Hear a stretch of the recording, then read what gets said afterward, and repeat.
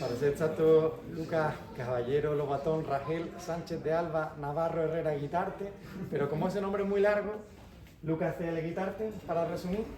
Y nada, estamos aquí en la librería La Vera, en un precioso Jerez de la Frontera, aquí en el Centro Comercial de Luis Shopping, para presentar el libro Cantar de Gigantes, que creo que hay pistas de que la presentación, así que si os habéis equivocado, tenéis un momento perfecto para levantaros. Si no, pues quien quiera sentarse y echar un ratito aquí con nosotros, pues hablaremos de mitología de la península ibérica, un poquito de fantasía épica y bueno, y un poquito sobre magia y sobre tomar decisiones. Y sin más preámbulos, pues vamos a arrancar un poquito. Dar las gracias primero que nada a todos los compañeros de la librería La Vera que nos han dejado este precioso sitio, a Saulo y a los compañeros de la editorial Tierra de Nadie, que son quienes han llevado a la realidad esto, y a todos los que estáis aquí. Así que sin más preámbulos, arrancamos un poquito. Yo, por poneros un poquito en circunstancias, soy de aquí de Jerez de la Frontera también. De pequeñito estuve aquí en la Compañía de María, luego estuve en el Coloma, y luego, como un desertor, pues huí a Sevilla para estudiar por allí Ingeniería Eléctrica y Mecánica, y por allí me quedé. Y me encanta la Feria de Jerez, pero me secuestró Sevilla y por allí me quedo. Entonces, yo soy ingeniero ahora mismo eléctrico, trabajo en plantas solares, pero soy de la opinión de que en la vida pues hay que intentar los huecos que poquito a poquito se le van conquistando a la rutina, pues dedicárselo a las cosas que nos gustan. Entonces siempre me ha gustado un poquito hacer cositas creativas de toda clase y de ahí pues estamos hoy aquí. Entonces, este libro nace de la idea de, ya que tenemos tantísimo folclore y tantísima cultura en la península ibérica, ¿no?, ¿por qué no sacar alguna historia un poco de ahí, ¿no? A mí, por ejemplo, de chiquitito me encantó Percy Jackson. Pues bueno, a mí me encanta todo lo que es el panteón griego, todo lo que es muchísima mitología, otra cultura, pero digo, oye, ya que tenemos tantas cositas, pues arranque una historia en un mundo que está fuertemente inspirado en la península ibérica, ¿no? De hecho, si le damos la vuelta al mapa, pues yo creo que la influencia queda bastante clara, ¿no? Estaremos hablando un poco península ibérica inspirada en el tiempo que a día de hoy conocemos como la Reconquista, ¿no? Entonces, bueno, yo creo que es una época que es como el Juego de Tronos español, ¿no? Es una época en la que teníamos muchísimas tensiones entre distintos reinos, entre distintas coronas, tanto desde el lado de lo que llamaban los reinos cristianos, como desde el lado de los distintos pueblos musulmanes, ¿no? Los distintos pueblos islámicos que también tenían sus conflictos.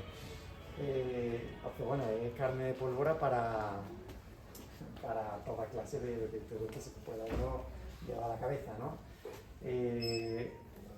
En concreto, nuestra historia se centrará en 3 personajes que son un poquito de esta silueta que dibujé como pude en Sketchbook. Muchos de los dibujitos que vaya de aquí, como el mapa o la portada, los he hecho yo como buenamente he podido. Me gusta dibujar, me gusta hacer mis cosillas. No soy muy fan de la inteligencia artificial, así que normalmente todo lo que veáis mío no va a ser de ella, pero bueno. Entonces nada, volviendo aquí a nuestro mundo, tenemos aquí 3 personajes. Uno de ellos es el joven Axi, ¿no?, que es precisamente un cazador de criaturas, ¿no? Vivimos en un mundo en el que tenemos toda clase de criaturas misteriosas y este personaje pues se dedica un poco a proteger a la gente de las cositas que nos vamos a encontrar. Muchas de esas criaturas, como son el coco, el gamusino o el cuélebre, tirado de la mitología de Navarra, ¿no?, ahora los comentaremos un poquito y comentaremos un poco pues cuáles han sido esas inspiraciones, ¿no? Entonces, bueno, haciendo un poco de spoiler del principio del libro, este personaje pues vienen a su pueblo una secta de hechicería y secuestran a su padre. Entonces viene junto con su amigo Saúl, que es clérigo, tiene que partir en un viaje a través de caminos, montañas y pueblos, sorteando pues toda clase de criaturas con las que nos encontraremos, hasta dar con su padre, que ha sido secuestrado. Y por el camino puede que se encuentren o puede que no, tendréis que echarle un ojo al libro para averiguarlo, con una princesa que está a la fuga, que es Catalina, o su magnífico nombre de incógnito, que es Lina, completamente insospechado, que huyendo en parte de un matrimonio forzoso y en parte de que hay un riesgo de que sitie su ciudad un ejército de gigantes del sur. Entonces ella es hechicera, pero no le dejan practicar hechicería y va en busca de una organización de hechicería que no es otra que la misma que ha secuestrado a los padres del protagonista. Entonces, bueno, pues ahí tenemos esa incógnita, ¿no?, que se plantea de, bueno, pero estos señores son buenos, son malos, y ahí pues tenemos mucho viaje y muchas cositas por descubrir. Y me gusta hacer aquí un poco énfasis en que la vida, las decisiones son las que definen lo que somos. Entonces muchas veces el decidir partir en un viaje, desde yo que al final decidí quedarme en Sevilla para trabajar, hasta cualquier persona que decide quedarse aquí y hacer una cosa u otra, pues yo creo que los personajes muchas veces nos inspiran a nosotros en esos momentos en los que tienen que tomar decisiones difíciles y decir, pues mira, pues voy a irme, voy a quedarme. Entonces, bueno, un poco con esa idea. El camino que ellos recorrerán será sobre todo intentando llegar a la ciudad de Puente Paso. Aquí muchas veces tenemos ciudades ficticias, algunas han recibido más inspiración en ciudades aquí de España y otras menos.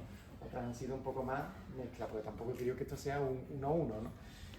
Tenemos muchos otros libros, por ejemplo, Sombra y Hueso, ¿no?, que está fuertemente inspirado en cositas de la mitología rusa, ¿no? Al final este libro es un mundo propio, porque yo quería que tuviéramos un poco esa inmersión, ¿no?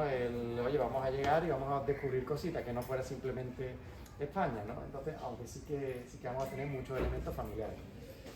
Entonces, bueno, ya entrando un poquito a algunas referencias, algunas cositas, mencionamos que teníamos un personaje que es clérigo. Digo, bueno, ¿clérigo de qué religión? Pues no sé si os sonará esta señora, que es la Dama de Elche, que es una escultura íbera de una deidad basada en una mujer, como podemos ver, no es una cabra con cuernos con forma de sol, es una mujer con un tocado de oro, con el pelo recogido en 2 rodetes, y se cree que podría ser una diosa madre o una diosa de la fecundidad. Pues bueno, en este libro se plantea que es prácticamente la única religión que ha quedado después de muchos años de historia, y creo que es muy interesante reflexionar que ya, por ejemplo, cuando los romanos llegaron a la península ibérica, impusieron un poco sus cositas y su cultura, a pesar de que antes de ello teníamos miles de años de cultura prerromana, ¿no?, de pueblos que tenían toda clase de deidades que a día de hoy nos han quedado ligadas. Con esto yo os invito a una pequeña reflexión. Estos señores de aquí, ¿alguien me puede decir quiénes son? ¿Alguno de ellos? Yo creo que hay pistas. Poseidón y Hércules. Por ejemplo, ¿no? Yo creo que no es muy difícil ver cómo tenemos aquí a los dioses griegos, ¿no?, que a día de hoy pues forman parte de los dichos de nuestra cultura, ¿no? Vemos un tridente y ya pensamos en Poseidón, ¿no? Un rayo y pensamos en Zeus.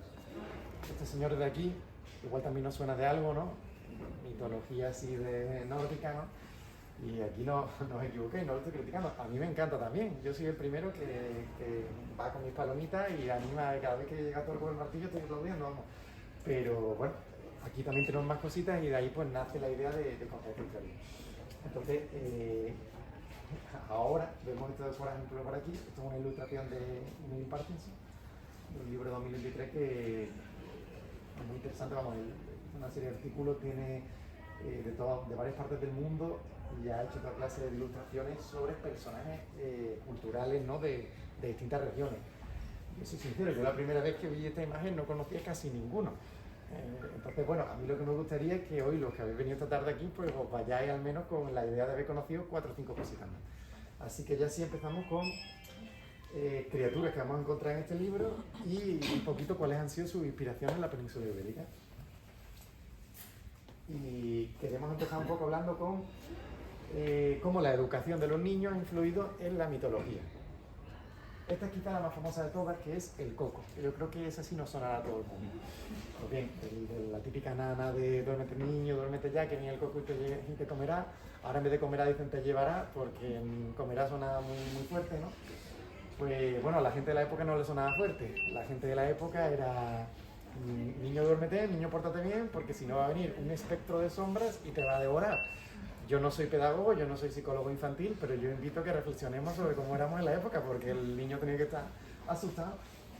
Entonces, bueno, este es un cuadro de Goya, ¿no? El que vemos ahí una figura del coco.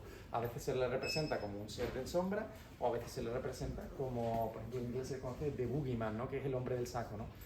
Que prácticamente viene de la misma figura. Y el origen es de la península ibérica, según muchos historiadores, parece ser que el origen es de aquí. Entonces, bueno, ¿cómo es realmente exactamente? Pues aquí tenemos una frase de Federico García Lorca, que habla de la fuerza mágica del coco, es precisamente su desdibujo. Nunca puede aparecer aunque ronde las habitaciones y lo delicioso es que sigue desdibujado para todos. Si a ti te describen que el coco es un señor que tiene 4 dientes así, un cuerno, 4 garras, y dices, bueno, tú ya te haces una idea, pero no sabes cómo es el coco. Entonces tú lo rellenas con tus peores pesadillas. Tú estás un día por la noche, el típico que apagas la luz y ya te das prisa en meterte en la cama porque crees que hay algo haciéndote por detrás. Pues lo peor que te imaginas, pues eso es el coco, ¿no? Tanto es así que fijaros que cuando en 1993 Disney dijo vamos a hacer una película de criaturas de pesadilla para Halloween y vamos a contratar a Tim Burton y vamos a sacar las peores pesadillas que podamos imaginarnos, toda clase de monstruos, toda clase de...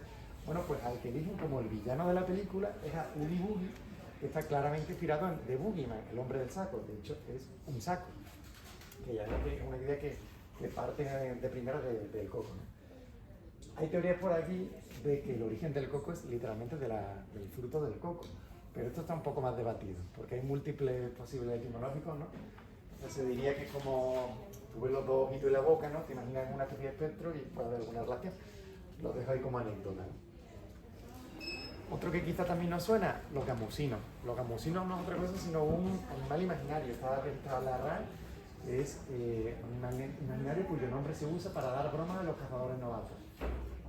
Bueno, en este libro se menciona aquí ya la contraportada, ¿no? Que tendrán que superar una serie de pruebas de admisión, haciéndose pasar como alumnos, los protagonistas, para adentrarse en esta escuela de hechicería. Es posible que una de esas pruebas sea ir a cazar gamusinos, ¿no? El concepto de cazar gamusinos es gracioso porque se utilizaba para gastar bromas. Es decir, en aquella época se cogía y se decía a los niños, cuando ya empezaban a llegar a la adolescencia y empezaban ya a ponerse graciosos, le daban un saco, le daban una cuerda, vete al bosque, venga, vete a cazar gamusinos y a ver si traes alguno. ¿Y el gamusino qué es exactamente? Llegaba el niño, no capturaba nada, el gamusino no existe, para que nos riamos un poquito de él. Yo creo que pasan aquí mucho los años, pero yo creo que hay ciertas cosas del carácter y del humor que hace miles y miles de años ya teníamos por aquí. Este mismo suelo que pisamos ya teníamos un poquito de vena así de salserosa, ¿no? Y entonces nada, pues lo dicho, para esta broma. Otra criatura que veremos, por ejemplo, que sale en el libro es el búho. El búho se describía como un búho, que a veces es más antropomórfico, a veces es un bicho negro así con garras. Entonces, bueno, daba la casualidad de que si te dejaban la ventana abierta y el niño no se quiere dormir, está marcando jaleo, pues el búho se colaba por la ventana y se llevaba al niño. Qué bien nos viene para educar a los chiquitillos, toda esta clase de criaturas. La mano negra, un espectro que iba por los bosques, se cree por ahí, tú ibas por el bosque, escuchabas algo raro, pues podía ser la mano negra que iba por ahí detrás y que si había algún niño que también se portaba mal, pues le llegaba por detrás silenciosamente, lo agarraba y lo asfixiaba. Se te dice por ahí que si te chupaba el alma, te hacía de toda clase de perrería, entonces bueno. Dentro de toda esta clase de criaturas hay muchas más. En Cataluña tenían el peladitz, que es horroroso, que sí, mejor ni explicar lo que era a los niños. El tío Camuña, tenemos un montón de espectros que lo que llaman los espantachicos, ¿no? Los asustaniños. Entonces, pues así tendrían que salir los pobrecillos, ¿no? Yo imagino que se portarían bien, ¿no? Porque tenían para elegir. Más cositas. Vamos a hablar también de algunas criaturas que son muy características en el norte de España, sobre todo noroeste, zona de Asturias, Cantabria, zona leonesa. Yo a mí me causa mucha curiosidad porque se han rescatado todavía tantas por esa zona. Yo creo quizá por un lado porque el Imperio Romano fue de los sitios que más tardó en conquistar y luego por otro lado el pueblo musulmán no tuvo allí tanta influencia. Entonces yo creo que quizá es una zona muy ya entre montañas, un poco más alejada del resto de Europa, del resto de África. Ellos han podido estar un poco más independientes durante ciertos siglos, quizá por eso hay muchos mitos que han perdurado más. Bueno, yo con esto añadir también que yo realmente tampoco soy historiador, o sea, muchas de las cosas que comparto por aquí son cositas que he investigado y que a mí me han servido como inspiración. Entonces yo los comparto para que las conozcamos un poco y cualquiera que diga, oye, mira, eso no me cuadra, te he invitado a comentarlo y quizá aprendemos todos un poquito, ¿no? Entonces, bueno, el cuélebre. El cuélebre es el dragón español por excelencia. Yo creo que todas las culturas de toda clase de lugares han tenido un reptil que por alguna razón vuela y es gigantesco. No sabemos muy bien por qué, pero se da en la China, se da en Europa Central, se da en muchísimas culturas. Entonces, este es el español por excelencia, es una serpiente gigantesca, con alas así membranosas, como un murciélago. Este es un rótulo, un pueblo, no caigo yo, un pueblo creo que de Galicia, que tenía por ahí apuntado. Y nada, de hecho hay lugares que se les llaman parajes naturales, que cuevas del cuélebre, cuevas que incluso a día de hoy han recibido ese nombre. Entonces, aparecen también grabados de madera en distintos lugares, ¿no? Se cree que en algunos mitos era inmortal, en otros mitos era muy curioso porque no tenían forma de matarlo y el fraile del pueblo amasa una gran bola de pan y la llena de clavos, de espada, de daga. Entonces llega el pueblo, se come el pan y se atraganta con lo que tiene y se muere, ¿no? No tenía otra forma de cargarse estos bichos, por lo que se ve. Así anecdótico, bueno, este dibujito lo hice yo para el mapa del libro. De hecho, el cuélebre, yo creo que si empezáis a ver el libro veréis que tarda bastante poco en salir. Así anecdótico no lo vamos a poner, pero hay una canción de Víctor Manuel que habla del cuélebre. Yo recuerdo que la escuché, muy simpática. Más cositas, este es un dibujito que le hice también con tableta gráfica. Este es el ramidrejo. Esto es una mezcla como de la comadreja y la garduña, ¿no? Como una especie de roedor así muy graciosillo. Y también como con colmillitos y hocicos de jabalí. Entonces, este bicho se dice que iba por ahí por los bosques y armando tropicios por la tierra y desenterraba tesoros. Entonces, muchas veces si veía uno de filón, te convenía perseguirlo por si acaso lo pillaba y te llevaba hasta algún sitio interesante. También se dice que frotarte con su ropa te podía curar enfermedades porque su piel era como mágica, pero lo que sí, después de frotarte, pues deja que el bicho correte en paz y haga sus cosillas. Otra criatura muy curiosa, el ventolín. El ventolín es un espíritu del viento, es un espíritu que a veces se le describe como un duendecillo que hace travesura, el que pide que tenía te desordena la ropa donde he dejado el móvil porque está en un ventolín que te lo ha puesto en la cocina y te lo ha pasado por la cocina todo el día. Y hay veces que ayudaban, ¿no? Que si uno, buena gente, pues por ejemplo está perdido en el mar y apareció un ventolín y te guiaba hasta el puerto, ¿no? Hasta tierra firme. De hecho es muy curioso. No sé si os acordáis de el Ventolin, que es un sitio, una medicina que es para aspirar. A día de hoy lo hay en pastillas, pero sí, yo creo que claramente la influencia está ahí, ¿no? Bueno, ¿y qué pasa? ¿Que solo el norte de España tiene escrituras? Pues no, hay otras cosillas más de otros lugares. Por ejemplo, vemos en las leyendas de Castilla que aparece un caballo que se le describe con cola de león, con patitas así, con pezuñas como de gamo, con alitas incluso en las patas y con un cuerno, pero un cuerno retorcido y de colores. Entonces viene a ser el unicornio español. Parece que al final el unicornio es un animal mitológico que se extendió por muchísimos sitios de Europa y del mundo. Y en la península ibérica pues teníamos un poco las características propias que le daban a ese animal, ¿no? Bueno, un dibujito que también le hice en acuarela. Me quedó así a las proporciones, pero... Y nada, incluso hay alguna leyenda, aunque esto yo creo que es más mito que habladuría, probablemente no pasaba, ¿no? De que Enrique IV de Castilla, que le llamaban el impotente, mandó cazar un oricuerno, porque se creía que su cuerno tenía propiedades mágicas. ¿Qué podría pasar? Que quizá más que eso era porque el rinoceronte, que ya había muchas leyendas de que el rinoceronte está muy relacionado con lo que hoy tenemos del unicornio, pues se creía, que son paparruchas, que su cuerno pues, puede tener algún tipo de propiedades para la virilidad. Entonces pues querían atrapar un oricuerno porque realmente lo que querían atrapar era un rinoceronte, pero no sabían qué era qué, ¿no? Pero bueno, eso ya hace tantos años por la zona más de Cataluña. Tenemos aquí el pueblo de Pratdip y tenemos esta criatura, una primera contra la que se debe enfrentar el cazador Axi, ¿no? Que es el Dip, que es una especie de perro vampiro. Este de hecho es el escudo de armas del pueblo. A día de hoy permanece como el animal típico que tienen ahí. Entonces, bueno, una especie de perro negro, maldito, se queda cojo. Yo en mi libro me he dado algunas pequeñas libertades artísticas y lo he querido mezclar con más cositas, ¿no? Le he querido meter alguna cosita más, pero al final, pues eso, muchas criaturas que se decían que podían rondar los bosques de cualquier lado de la península. Mencionar también los fuegos fatos. Los fuegos fatos son muy conocidos, sobre todo en la cultura celta. Pero es que la cultura celta no es solo de Irlanda y de Escocia, como tenemos entendido. Los celtas estuvieron en la península ibérica durante más de 700 años. Estuvieron muchísimo tiempo aquí. Y hay incluso leyendas de fuegos fatos ya por zonas de pantanos y demás de norte de Portugal y de Galicia. Pero bueno, ¿qué eran realmente los fuegos fatos? Esto también otro dibujito que hice para Halloween de tableta.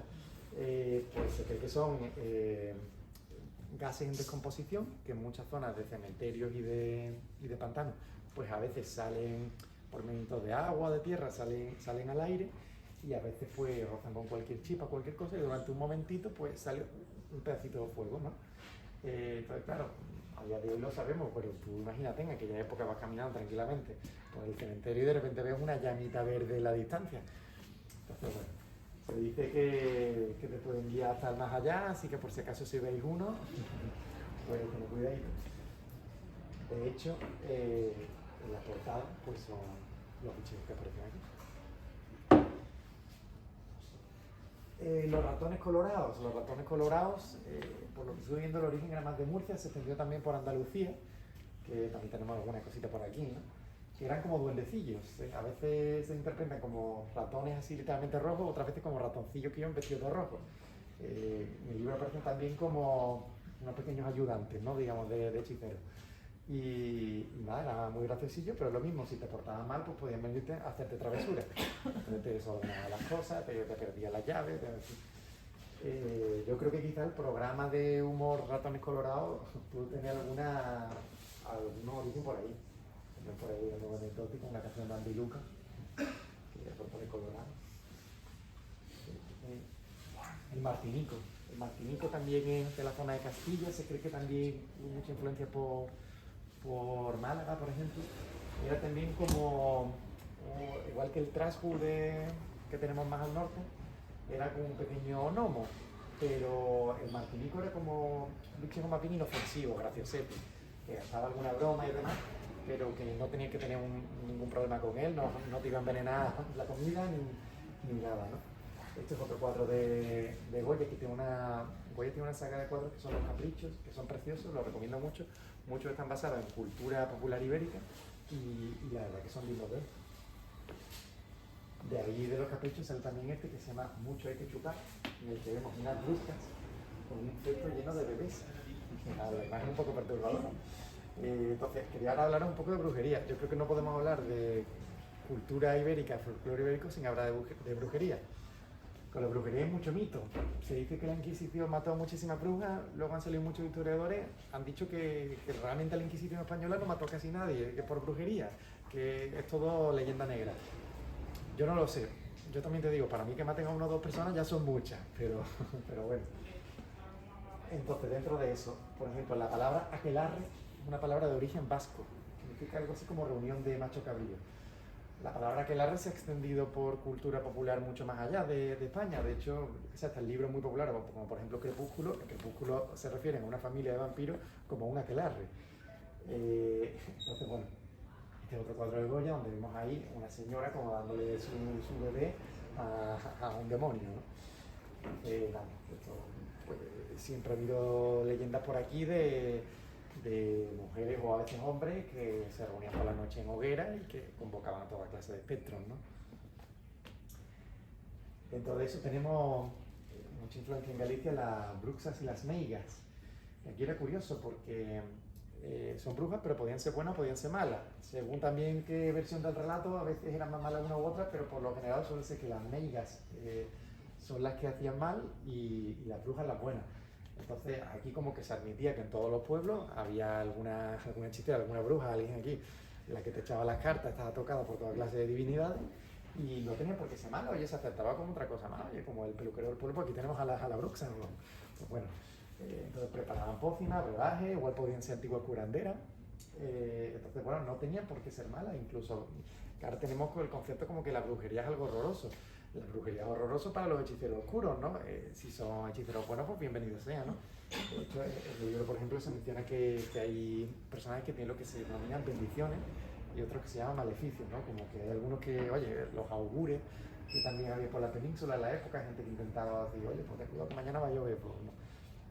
Pues bueno, pues es una cosa con la que convivíamos, ¿no? Así hablan también de criaturas un poco del agua, ¿no? De brujas así que te podías encontrar por el agua. Tenemos aquí las sanas, que son un poco como las lamias, ¿no? de otras culturas, ¿no? Hay otras culturas que tienen toda clase de señoras, damas de los estanques, damas de los pantanos, que aparte no tenían otra cosa que hacer que estar por ahí en el agua flotando, ¿no? Aquí las sanas no necesariamente tenían un carácter malvado, sí tenían un carácter un poco, digamos, juguetón, ¿no? A veces te podían ahogar en el río, pero otras veces podían charlar contigo, podrían darte una bendición, podían darte riqueza, ellas querían entretenerse, estaban aburridas y podían darte unas indicaciones para que tú descubrieras un tesoro oculto en las montañas y ya puede ser que te ahogues por el camino o no, según si has sido educada con la sana o no, ¿no? En fin, o sea, hay relatos también de que las sanas tenían hijos que eran los saninos, así chiquititos, y que los intercambiaban con hijos de personas normales para que las madres los amamantaran, tuvieran leche materna y para que aprendieran a hablar el idioma, ¿no? Y ya luego pues los volvían a traer de vuelta al río, ¿no? Y luego tenemos las lavandeiras, ¿no? Que también aparecen mucho en cultura celta, que vienen a ser unas señoras que se dedicaban a lavar ropa. Pero tú veías, iba tranquilamente por el bosque, te vayas en el arroyo, pues de repente 16 señoras vestidas de blanco lavando la ropa. ¿Qué hay que hacer? Si es posible, aléjate. Por lo general, mala idea. Si te dicen que laves con ellas, entonces te tenías que poner a lavar con ellas y tenías que lavar la ropa, pero no en el mismo sentido en el que ellas la hacían, sino al revés. Porque si no, ya no te dejaban marcharte. Entonces, bueno, por ejemplo, un cuadro de un pintor francés que es Las lavanderas de la noche. Entonces vemos aquí una señora que están tranquilamente limpiando, un señor lo interrumpe y ya, lo secuestra. Mal asunto. Y bueno, el brujo que para mi libro ha sido como la brujería por excelencia han sido los nuberos, ¿no? Que es donde me he basado para esa secta que ya hemos dicho que no sabemos si es buena o mala y que parece que han raptado, por sus razones tendrán o no, al padre del protagonista, de Axi, ¿no? Entonces los nuberos eran típicos también del norte de España y al parecer eran unos señores que habitaban por encima de las nubes, un poco como que controlaban aquí el tiempo, ¿no? Las lluvias, los truenos. Y aquí un poco lo mismo, a veces se los describe como de un poco malhumorados, ¿no? De si les molestas igual te lanzan un rayo o cualquier historia, pero otras veces pues podían ser buenos, pues podían echarte una mano, un agua para las cosechas o cualquier cosita. Entonces no necesariamente estas criaturas eran malvadas, ¿no? Por ejemplo en Extremadura también hay como un ser un poco controlado a los rayos que era el entignado, ¿no? Al final yo creo que los rayos siempre han tenido para nosotros un carácter un poco místico, porque ahora porque sabemos un poco lo que son, pero para el que estaba tranquilamente un día y de repente tiene tormenta eléctrica fuera de la cueva, ese señor, si no es Zeus, ya está empezando a rezarle a Baal o cualquier divinidad aquí de la tormenta.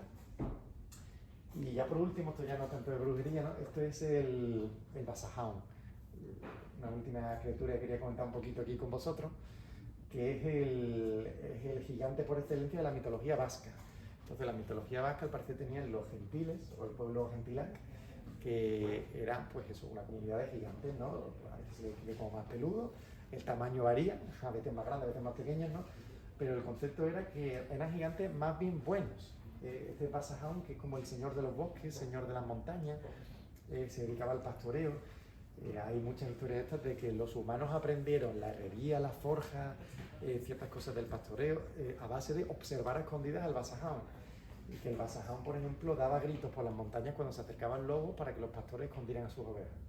Entonces no era un gigante malévolo, digamos, ¿no? Si llegara aquí Don Quijote, pues esperemos que no se pegara con él, ¿no? Y nada, y decían que tenían también a Basandere, que era como su pareja, que también es una señora giganta, y era un pueblo por lo general pacífico. Y aquí al principio del libro se te lo describe como que están cargando contra la ciudad de Siera y posiblemente van a llegar allí arrasando con todo y van a destruir la ciudad. Bueno, ¿por qué los gigantes están avanzando? ¿Qué relación tienen los nuberos en todo esto? Pues quizá nos dé un poco de luz una profecía. Bueno, aquí también vemos el dibujito de Basajón que dice para al mapa del libro, que está un película para ver. Y para la portada, ¿no? Que sería el personaje que aparece aquí en portada. Y bueno, también así anecdótico, la chiquilla esta que mandamos a Eurovisión, a Maya, hace un par de semanas lo menciona en una canción que ha sacado, muy curiosa, es Harala. Yo recomiendo que la escuche, una canción como muy folclórica. Y bueno, ¿y por qué los gigantes están avanzando? ¿Y qué secretos guardan los nuberos? Y bueno, ¿a dónde llevarán las decisiones de Axi, de Saúl y Lina? Pues se cierra un poco con un augurio que tiene un personaje al final de la primera parte. Que, bueno, 6 personas acudirán a su llamada. La más fiel traicionará a su diosa. La que ansía poder será destronada. Será derrotada la más poderosa. La cuarta dominará su poder, desesperada, al ver morir a quien juró proteger, la más valiosa. La traidora será manipulada, ignorante, mientras retumba por la tierra el cantar de gigantes. Y ya os dejaré que os quebréis la cabeza si os gusta leer el libro. ¿Quién es quién? Tú ves ya más o menos qué personajes importantes van a ser los importantes y dices, bueno, ¿a cuál le tocará qué profecía? Pues bueno, pues el que quiera que le eche un vistacito. Y poco más, muchas gracias de nuevo a Mercedes y aquí todos los compañeros, todo el equipo de Librería La Vera. Muchas gracias también a Saúl y a todo el equipo de Editorial Tierra de Nadie. Y nada, y muchas gracias a todos los que habéis venido hoy aquí.